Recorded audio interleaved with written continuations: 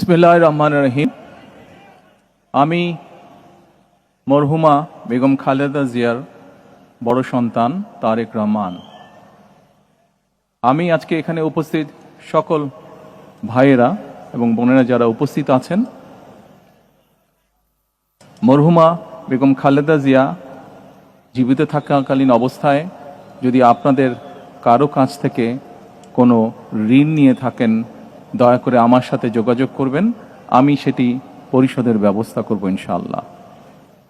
একই সাথে উনি জীবিত থাকাকালীন অবস্থায় ওনার কোনো ব্যবহারে, ওনার কোনো কথায় যদি কেউ আঘাত পেয়ে থাকেন, তাহলে মরহুমার পক্ষ থেকে আমি আপনাদের কাছে ক্ষমা প্রার্থী।